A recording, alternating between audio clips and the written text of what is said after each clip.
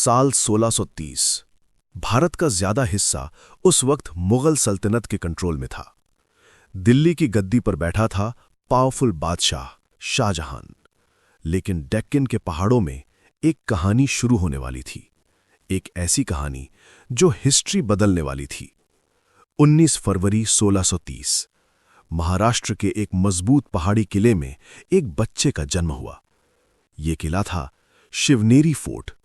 उस बच्चे का नाम रखा गया शिवाजी।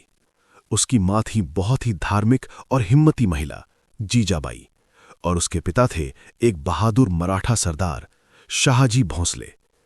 बचपन से ही शिवाजी की परवरिश अलग थी। रात को उनकी मां उन्हें कहानियां सुनाती थीं, रामायण की, महाभारत की, उन वीर योद्धाओं की जो अपनी धरती और अपने लोगों के लिए लड़ते थे। छोटा शिवाजी चुपचाप सुनता रहता, लेकिन उसकी आंखों में एक अलग ही चमक थी, जैसे उसके दिल में कोई बड़ा सपना पैदा हो रहा हो। शिवाजी का बचपन पहाड़ों और जंगलों के बीच गुजरा।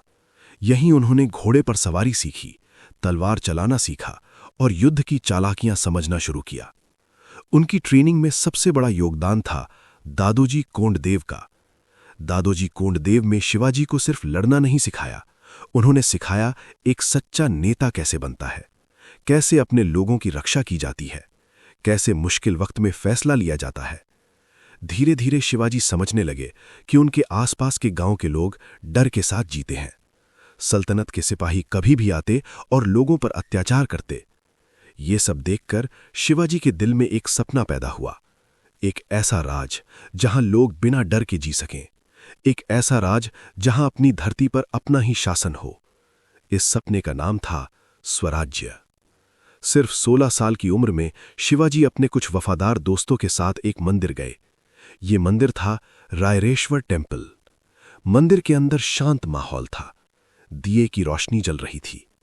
शिवाजी ने धीरे से अपनी तलवार निकाली और भगवान के सामने कसम खाई, मैं कसम खाता हूं कि मैं स्वराज्य बनाकर रहूंगा। उनके दोस्तों ने भी हाथ उठाया। उस रात एक कसम ली गई थी, लेकिन उस वक्त किसी को पता नहीं था कि एक 16 साल का लड़का आगे चलकर पूरी हिस्ट्री बदलने वाला है।